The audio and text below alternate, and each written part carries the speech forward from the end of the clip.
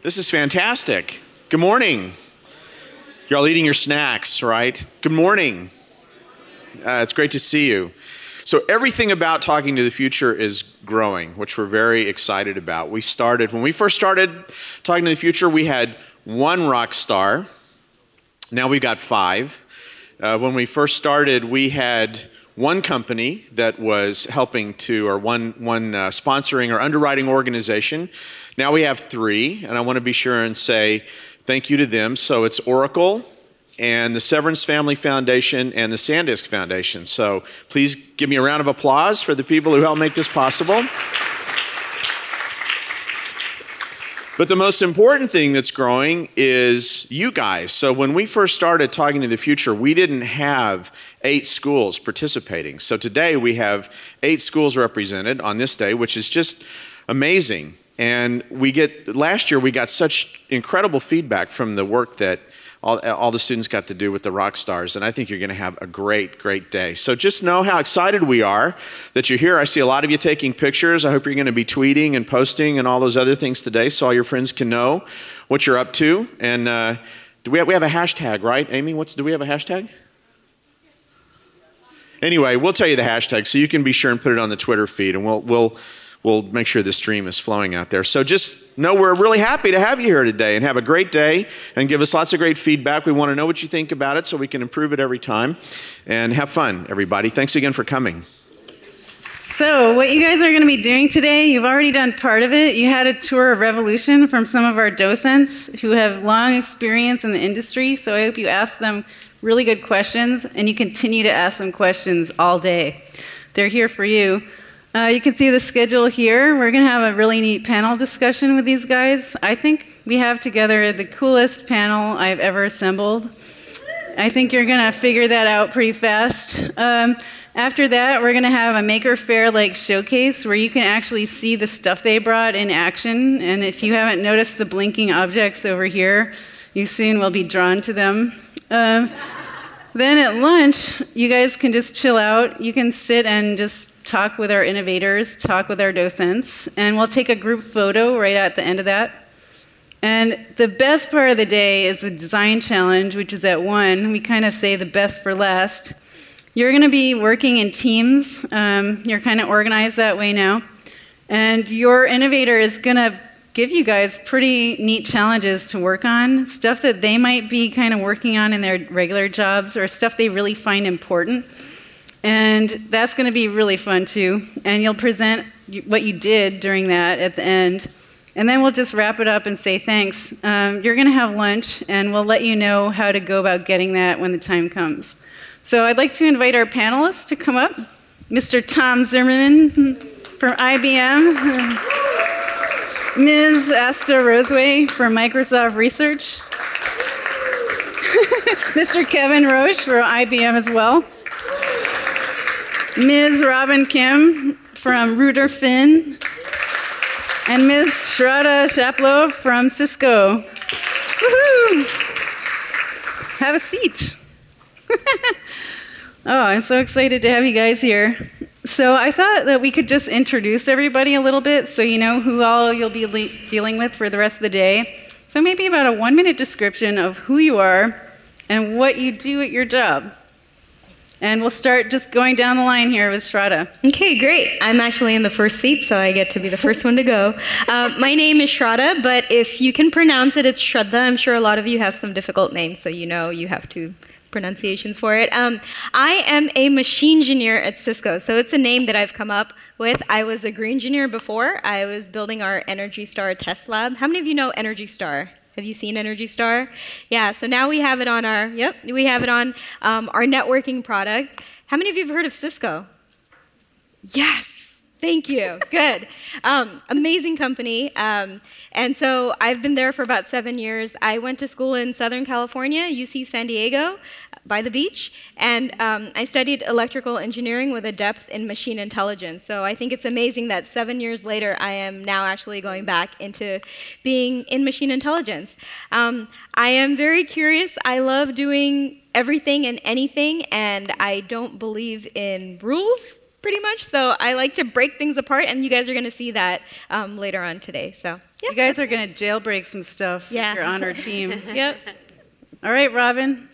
I'm Robin Kim, and most of you wouldn't hear of our firm. It's called Reuter-Finn, and that's because we do things for companies. And so really in a nutshell of what I do is we help companies or organizations, sometimes it can be governments or people, tell their stories or tell the right story or define their story.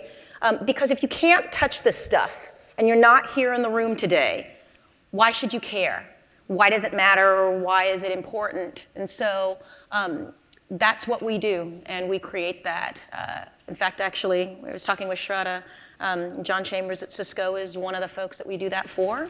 Ooh. And there's others, and we've got other examples of that. So it can tell you sort of an anatomy of a story and how you do that and bring them to life. That's really important when it comes to technology, because sometimes it's an invisible thing you're talking about. Yeah, and I run our technology practice for the firm, and that means any company that is either a technology company or companies who have amazing technology and innovation, because in some ways sort of every company is a technology company, right? Mm-hmm. Mm-hmm. Neat. Kevin. So I'm Kevin Roach. I work at IBM Research at the Almaden Center, which is down in South San Jose. Believe it or not, I've been there for 32 years. Wow. I have a bachelor's in physics from Berkeley. I am older and more evil than anyone suspects. So I have a bachelor's in physics, but what I do is automate our lab. And I've also been making costumes and gadgets since I was 6 or 8 years old, as is kind of obvious from my table. And some of the things I've learned at work, I've now rolled back into what I get to do in my hobbies. And as you might suspect, I like shiny objects. Asta. All right, so I'm Asta Roseway. I'm from Microsoft Research, and I know we're in Silicon Valley, but have you guys heard of Microsoft? All right, cool. Okay, just checking. So I have a background in design. My role in research is a research designer. I work with a very interdisciplinary team of scientists, engineers, developers, and we are always thinking 3 to 5 to even 10 years ahead. And oftentimes I get exposed to technologies that don't yet exist in mainstream, and it's my job to think about how those new technologies will impact our lives going forward. So a lot of the stuff that I brought today has to do with wearables and fabrics, because fabrics are, the science of fabrics and material technologies is advancing at tremendous speed. And so how do those things fit into our lives going forward? So that's a little bit about what I'm here to do today. And Tom. So I'm Tom Zimmerman. I'm a member of the research staff at Almaden, where Kevin also works at IBM Research. My interest is human beings and how they interact with machines. I call it where the bits meet the flesh, where the digital world meets us human beings. And I started years ago, I invented the data glove, which is part of virtual reality, which is having a resurgence now, which I'm glad to see. And actually, what we'll do this afternoon is work on sensors very similar to the ones I invented for the data glove to control something you know very well, which is video games. And what I do at IBM Research is I started out by instrumenting people, but now I'm getting underneath the skin and into the minds and the hearts of people by analyzing social media. I'm basically looking at all the tweets and photos people like you post and try and figure out what you're interested in, what you're excited about, to learn about you from all that you post by analyzing your language and your photos. It seems like these guys are going to be learning a lot from you guys too today, yeah. So you guys better all be on your game. Mm-hmm. So you guys all got a tour of Revolution before this, and I asked a few of you what your favorite artifacts were. Some of them were the Babbage engine. That's kind of a no-brainer because that's pretty great. I'm just wondering about these guys. What were the first computers you guys remember using? And when was that? What was that computer? So if anyone has an answer right now, you can just come out and say it. Well, mine was the Atari 400, but this was all before you were born in 1982, I guess. That was a little 8-bit computer made in Sunnyvale, right here. And as the story goes, I ended up working for Atari. So you never know where things will end up. In 1981, when I was still at Berkeley, one of the things you could do to get credit in the physics lab was program a Z80 computer to generate a triangle wave. And I'd actually taken programming in high school in Fortran, where we would punch the card decks and send them to the local college so they could run them. And once a week, you would find out if you'd forgotten to put the last card in your deck. Because if you didn't, the reader would read everybody's deck. So the idea of programming wasn't strange, but this is the first time I had my hands on a computer, and it was way too fancy a program. The TA didn't understand what I'd written. Whoa. So my dad had one of those calculator watches. Ooh. I remember those. Those were, and I was, at the time, I was pretty small, and I was really into like superheroes. And so I truly believed that this watch could give me powers. So I'd wear it and I would like pretend like I was like programming my powers in there and walking around with my superpower. So I guess I was already into wearables at a pretty young age. Two answers. First one's really dorky. An abacus. I spent a lot of my childhood in Hong Kong, and I gotta tell you, you can run sums on an abacus faster than you could run them often in your head or everything else. So that was the first one. I had to learn to do all of the bookkeeping and accounting onto that. And my then 70-year-old grandmother taught me COBOL and Fortran on an old IBM. And I thought, if she could do it, so could I. Whoa. Great. Wow. Yeah, for me also two different things. So when I think I was in third grade, we played on the old Apple computer Oregon Trail. Have any of you heard of that? Yeah, so that's what I played. But the very first thing for me, because as a kid, I love taking things apart, so a screwdriver, and that's actually something that's my favorite. I carry it with me all the time. You never know when you're going to need it, so. Yep. I wish we had all your bags up here on stage, because I would love to see what's in them. So you have a screwdriver in your bag all the time. Oh, I have so much stuff in there. Do any of you have any totally bizarre things in your bags that you use at your job or just regularly that no one would expect? I used to carry a grating, which is, it lets you see the spectrum of lights I got in high school. And I'd walk around the streets and look at sodium lamps and mercury vapor lamps and see the spectra. And if you have a DVD, you can basically use that for the same thing. Whoa. That's pretty cool. Lately, I've been carrying an Arduino around in my bag all of the time. Yeah. Partly because I have a deadline for the bartending robot, because the competition's coming up, and so any chance I have to work on it. But yeah. Wow. Sorry, go for it. Do it. Shut up. Okay, so I actually have a lot of random things in my bag, and it just depends from day to day. So a few days ago was my half birthday, so I have a balloon and 2 candles in there that I was going to use to celebrate. And then I also have a bottle of red paint that I've actually been carrying for about a year, and a paintbrush, because you never know when you want to paint the town red. And so I actually, I have it. So like we had our 30th anniversary for Cisco, and I went around painting 30s on everybody, including our CEO, and he was up there with his 30 on his hand. And so for me, I think of MacGyver, and now, okay, have any of you heard of MacGyver? Right? So like he can make anything out of anything. So that's I'm not MacGyver, I'm Miss Guyver. So I take things and I make things out of whatever. So that's why I have a secret stash in my bag. Happy half birthday, Miss Guyver. Thank you, thank you. I'm so outclassed. But if you want to see it, because I am told it is the most OCD thing ever, I have an old school notebook. And why is that? Because first of all, a lot of people don't write notes. And the way I process information is I need to physically write it down. I find I can type pretty fast, but it doesn't always allow me to remember words in the way that the person that I'm talking to is speaking. So I actually can write verbatim by hand. It's ridiculously anal retentive. So I keep that in my bag. And the second thing is, there's often a thought that I'll have, or a moment, or an inspiration. And if I don't write it down, I'll lose it.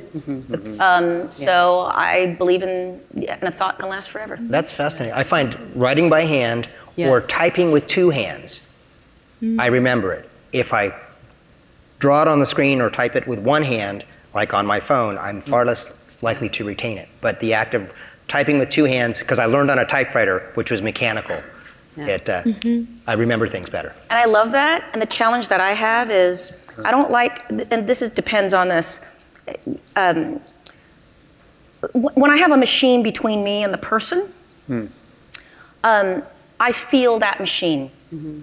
And for whatever reason, when I have a notebook, I feel the person more. Yeah, and that's not. It's some people can really do that. They can, and I can actually type and not have to look at my screen, horrible typos, and then it just takes me like 3 hours to proofread it. Yeah.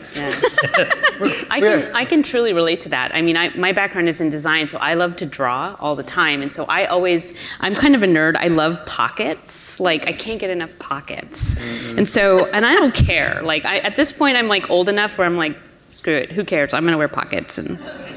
But in my pockets, actually, ironically, my little notebook's over there, but I always have a little skin notebook and a pen. And just like Robin was saying, I mean, you never know when you're gonna be struck with inspiration or ideas or things that connect suddenly, and you just have to jot them down. And there's something about the act of actually doing that actually, it gets into your brain so much deeper than just typing it down. So for me, that's how the kind of stuff that I carry. Anything, Tom? Oh, I was just thinking, back to what Robin was saying about laptops. I'm in a user group and we study people, as I mentioned.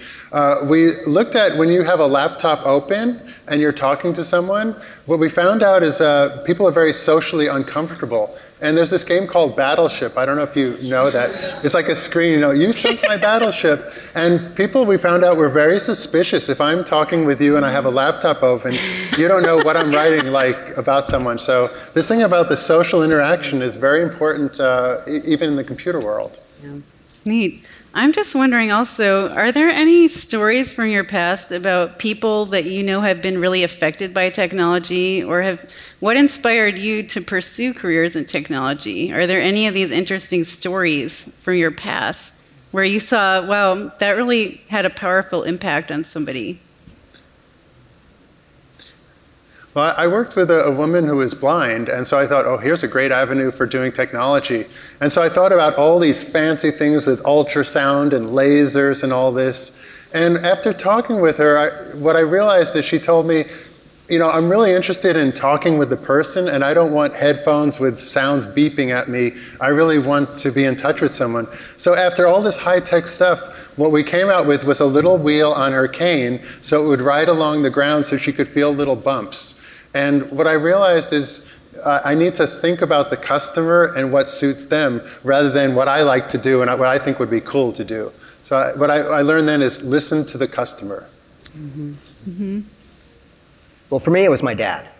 My dad was a civil engineer, and he was also a do-it-yourselfer who actually knew the electrical code and things. So when we moved into a new house and the previous owner was a bad do-it-yourselfer, I learned a lot about wiring and plumbing and digging ditches and all sorts of things. But also, when I was a kid, I wanted to be an astronaut. I knew. It turns out I'm too small to be an astronaut. Now I'm too old to be an astronaut. But I still want to be an astronaut. And I actually remember during the early Apollo missions I was terrible with plastic models. I mean, I'm the kid who would get everything stuck into one glob and then a smeared windscreen over here. Me and plastic glue was not a good thing. But toilet paper and paper towel rolls I was really good at. And I built an entire Apollo mission show and tell out of cardboard tubes in the garage just because. And I also was the one that took apart the washing machine timer and put it back together so it worked again. And that I got from my grandfather, who was willing to take anything apart. Mm-hmm. Actually, can I pass that advice on to the crew? When you have something and you're going to throw it out, like an old VCR, if you haven't thrown it out already, take it apart. There is such an education in all that electronics we toss. So take it apart before you throw it out. But unplug it first. Yeah. Or your hair will be like this.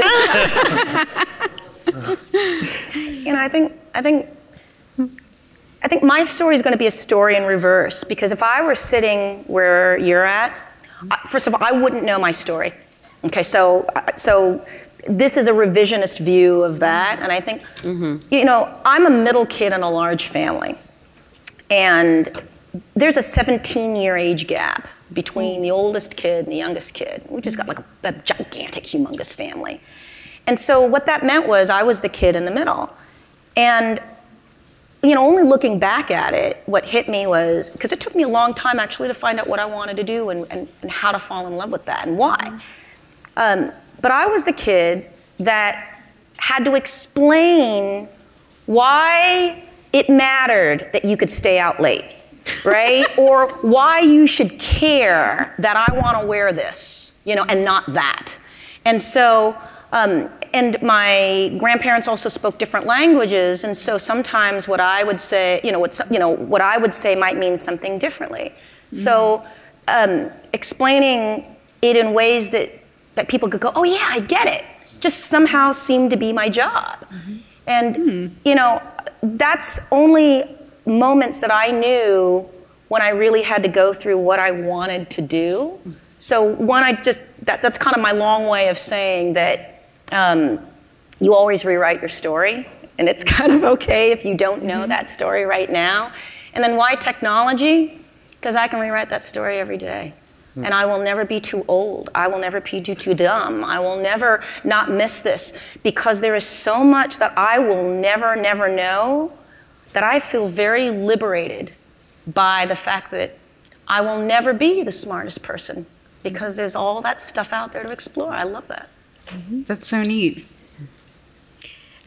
So for me, well, first of all, how many of you know what you want to do in your life?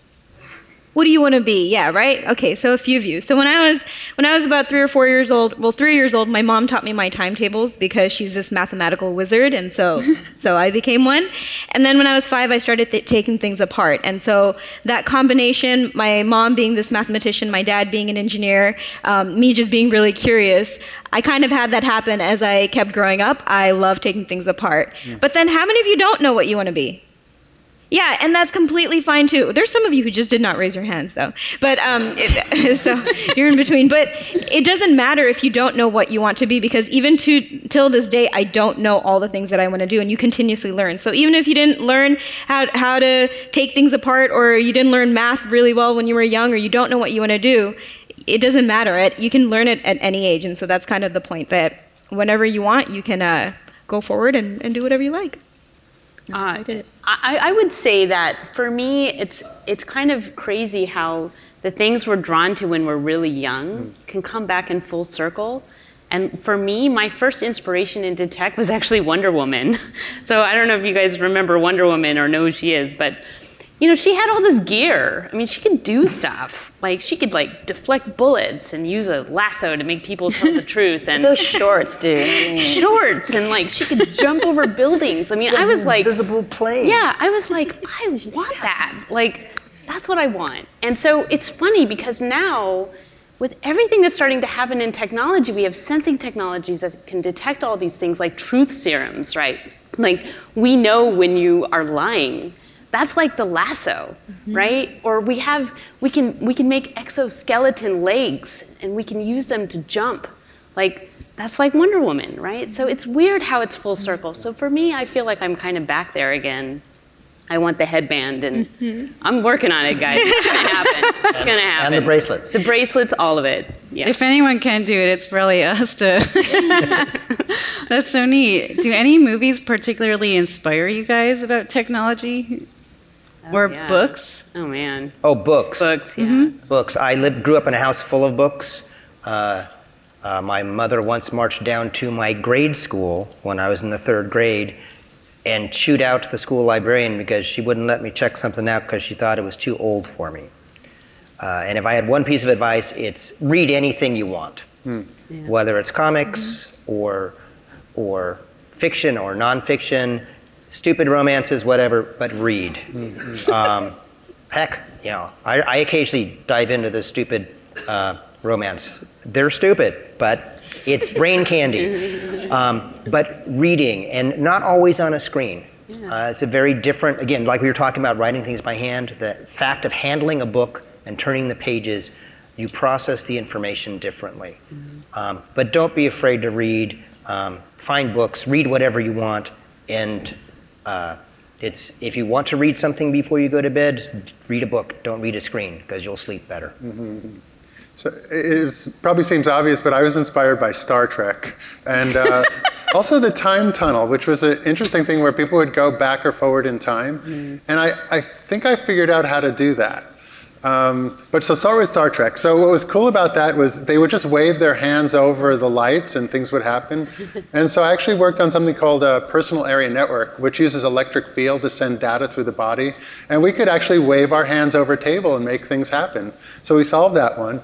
Now for time travel, going back or forward in time, I've thought of this idea called synthetic immortality. That is, especially your generation, almost your whole life is now digitized. You know, you're tweeting about what's happening in you, your Facebook updates, all those photos. My idea is a computer could take all that information and generate an avatar that looks like you, sounds like you, knows all of what you've known. So your great-great-great-grandchildren will be able to talk and interact with you because you've been digitally made immortal. Wow. Whoa. That's cool. Anyone want to help me work on that? So I recently read a really old science fiction novel. It was a compilation of short stories. It's called Vermilion Sands, and I was talking to Amy about this last night. And one of the stories is about, when you guys hear that, have you guys heard of the term smart home, right? Or like your home that's intelligent? So in one of the stories, in the future, these houses, they take on the emotions of their occupants, right? So there's this house down the street that's sketchy because the occupants are sketchy, right? They're like fighting and there's like a murder and the house is really freaked out. And it's interesting because it's about this real estate agent who's trying to sell this house. And she's like, no, the house is really okay, but the house is super, super sketchy. So I was just like, what? And I was like, what if things around us can start responding to us, right? And so one of the pieces that we made based on that story was a giant wall piece that actually starts to crumple when it detects stress. And so it was like, you can pick up things from these kinds of stories and you can actually put them back into your work. And so that was just an example of how that kind of came around. Don't you get nagged by your Fitbit? Well, actually, I lose my Fitbit. I have like 3 Fitbits in my house somewhere and don't know where they are. So I'm not very good with small things, which is also why I need pockets. You put it on your wrist. That would be a great idea. Yeah, but then you have to take it off and then it's gone. So, same. So the first book I remember, when you talk about a story of a book, because I'd love to read as a kid, and my nose is in a book, and it usually was fiction. So I'd love that. But the first book that I remember that just made me go, technology was A Wrinkle in Time. Yeah, so, that was great. The reason why that really sat with me was because it was kind of, I remember reading, Chronicles of Narnia and Charlotte's Web, like all that stuff. And that world was always this imagined world, and I just sort of took that world for granted. And in A Wrinkle of Time, it was the first time that they explained what a tesseract was and what a wrinkle in time was. And I remember, this whole conscious world that was on the surface all of a sudden had this meaning. And I just thought that was really, really cool. And I remember once I read that book, then a lot of the fiction that I read since then, I remember thinking, there's a whole story of how this world got to come here that I no longer need to take for granted. I can imagine what the story was behind the story, and that made me feel part of that story in a different way, and I love that. Neat. Anything inspire you when you were reading or watching TV or movies? Well, so, I of course watched a lot of superhero shows and X-Men, the cartoons after school, but I think for me, it was always a little bit difficult growing up and loving math and being a girl, just because a lot of people didn't think that was the case. So I actually liked a book called the little engine that could, and I converted it to the little engineer that could, because I wanted to keep telling myself that I could. And it was actually at about 7th grade where I didn't want to be smart or be an engineer anymore or be anything anymore, because people would say things and it kind of deterred me. So I think sometimes there are something, you can be into technology, but sometimes people can deter you from that. And so whatever helps you be confident in what you want to do. And also another one that I really liked was I Spy. I don't know if you've seen that one, but it's like it gives a rhyme and then it gives you a whole page of things and you have to find things in there. So for me, engineering is not just technology, it's actually creativity as well. And you can see that with all 4 of our panelists here, and including myself. It's all about being creative and connecting things you would never think about connecting. I think I want to add to that point is the truth of it is that it doesn't matter what your background is. You just have to be passionate about what you're trying to do. And I think it's really important for you guys especially not to be deterred by naysayers who say that you don't belong here, because who are they to judge, right? Like, I never expected to be in technology, but here I am, right? And I think all of us have an important voice to that. So I think that, and even as we go further out, these sort of technologies are blending into all sorts of areas of social media and psychology and neuroscience. It takes a whole group of us to figure these things out. And it's becoming more and more obvious that forgetting that people are using the technology is a big mistake that engineers can make. Because if you don't think about or pay attention to how people are actually using what you invent, the side effects can be dramatic. Even something like Facebook, where we look at the level of exposure people suddenly found they were giving themselves to the world without meaning to, because there wasn't forethought put into how you control what's done with your image. And this is something, as a costumer, lots of photos are taken. And when I do classes or things with young costumers, one of the things to teach them is you actually have control over how people use your image. That you have the right to say, no, I don't want that shared with the world. And that's something important to remember. When you're first making things, you're excited that people want to take your picture, until it shows up on Tumblr with a really horrible caption on it. And learning that you have those rights and that we have to pay attention to them. That's the social side of engineering what we do with technology. So part of the things that you might have seen downstairs were teams of people trying to solve problems over time.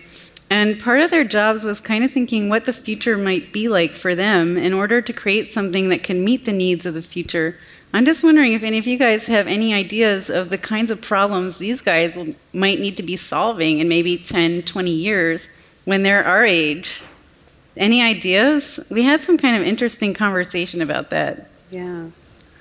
One that might be surprising is water. We all just assume you turn on the faucet and out comes clean, drinkable water, which is not the case for most of the world. And we are quickly running into, California, we have a drought here. Yeah. So fuel is an obvious one, but water is something we should be concerned about. I think for me, I think about, climate change and how it's really, it's going to really impact the way we live going forward. And, we just sort of assume that we'll have all of the materials and everything we need the next 20 years, but we don't know that. So one of the artists that I worked with recently grew her own clothing out of mushrooms. Totally nuts, but it was awesome. Because her logic was, and it was for a wedding dress, and she's like, well, look, why waste all of these synthetic materials that are going to sit in a landfill when I can just grow my own, and when I'm done wearing it, throw it in the garden, right? So I think those are the kind of things, when I think of the future, I'm thinking, you guys might be growing your own everything. We don't know. So it's kind of sci-fi, but yeah. Tom mentioned fuel. We know about dwindling oil and the climate change issues, but I look at that a different way.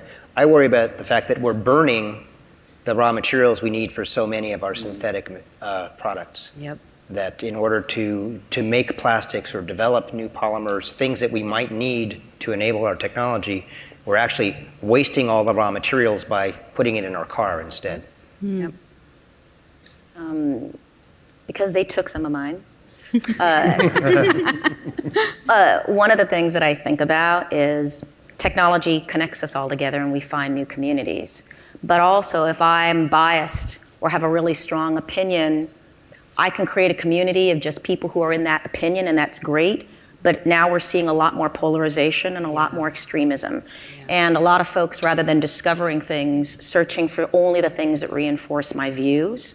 And it is wreaking such havoc globally because our laws are no longer within our borders. Yeah. And we haven't really figured out how to govern this planet beyond our own borders.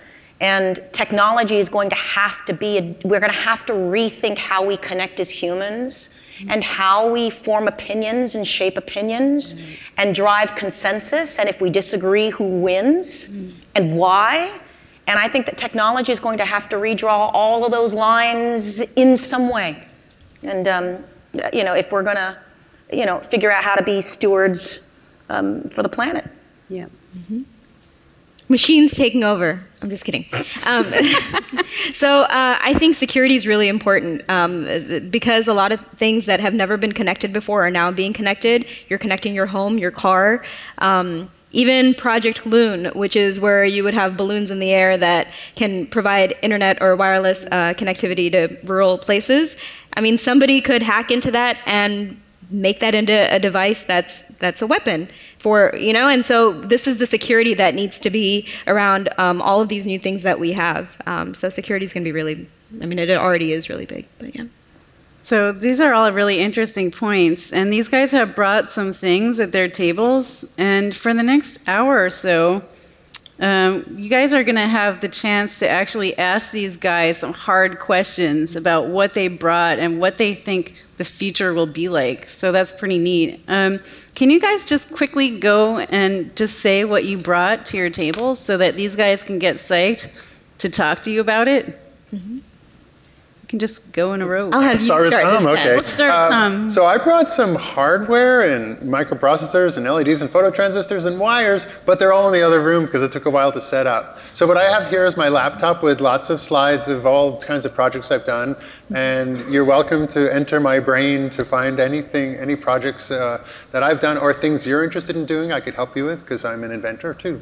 What will you be doing during your breakout so they know? Oh, okay. What am I doing? So I have, it's a simulator of the Rosetta spaceship, which landed a little lander on a comet. It took 10 years for it to get there. In November last year, it landed on a comet.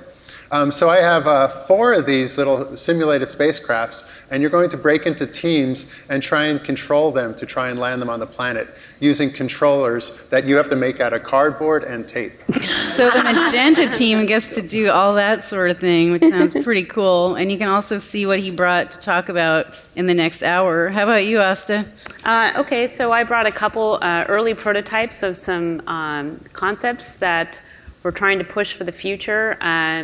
So one of the examples is wearable light therapy. So in northern regions where we don't get a lot of light, there's something called seasonal affective disorder because your brain isn't exposed to enough light to create melatonin to balance your circadian rhythms. So instead of sitting behind a light box, which is what they offer us today, we've incorporated the light into fabrics, and you can wear those around. So in my breakout workshop, I want my groups of you to be thinking about solutions like that can be incorporated into form factors that might resolve things around air pollution or intense heat waves or snowstorms, those kind of things. How can the things that we wear and the fabrics that we have facilitate our lifestyles going forward? Kevin, how about you? And there's going to be crafts, lots of crafts. Oh, yeah. We're busting it out. Kevin, what do you have? All right, so on the table at one end I have some stuff about my work, in particular about a thing called a thin film deposition system, which is airbrushing with atoms, and some video of all the parts inside moving. I turned off the music because it's cheesy. The rest of the table is full of some of my hobby and art projects, a lot of Arduino stuff. Now in the breakout, one of the problems I have to solve with my big robot at work is that I've got 12 computers controlling it and they have to talk to each other. And so we have a game we're going to play which involves exchanging information fast enough so you don't crash your spaceship. And then we're going to brainstorm on how to be more effective after we've tried playing it once. So if you're in my group, it is important that if you brought your smartphone, you have it with you, because we will be using them during the game. And we have a few extra devices. We have a few extra devices, but I don't have 20, so. Right. That's going to be really fast and fun and furious. How about you, Robin? So in addition to just bringing me, Robin is really, I brought stories. And I brought stories, some examples of some work that we've done, and you can check them out on the computer. And to me, what's interesting is, how was that story possible? And what makes that story worth being a story that you actually want to read or know about? I even brought hard copies just in case people wanted to see it all at once and folks are doing things. There's a startup that we just launched yesterday. Ooh. And one of the biggest challenges is, and you'll see it, it's a device. And there's no name for this device. And the name that they've given it is a name you will never know because it's not out there yet. So one of the biggest challenges was trying to tell the story of what this thing is if you've never seen it or felt it, and why it should care, because you've got to get other people to care about it. So I've got an example of how we told that story because we knew how a reporter would then take that and tell their own story, and how a different reporter, because somebody else took that story, needed to create a different type of story to describe the same thing, but still have the same type of message so that the story still belongs to me. So that's kind of an example there. And the breakouts is, because everyone has a story, if we all take an Uber or Lyft or whatnot, the breakouts are going to be Uber, Lyft, Flywheel, and Sidecar all do ride sharing, but we end up putting whatever it is on our app, not because of what they do, but because of why they do it. Or if they don't think about it, there was a story that came there. So in the next chapter of this, what should those stories be? And when you've got competing stories, whose story wins? That's going to be really interesting. I can't wait to see the outcome of that. Robin is an expert storyteller. I will just tell you all now, you guys need to go to her and ask her about all these things, because the product launch she also talked about is really neat too.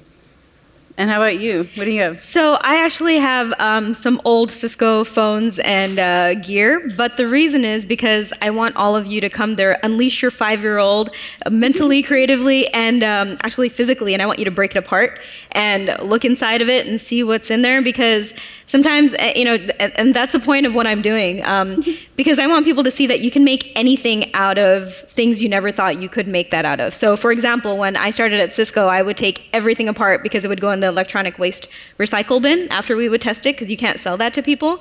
So one of the things was this belt, right here. No way. This is a cable belt, and I put it together.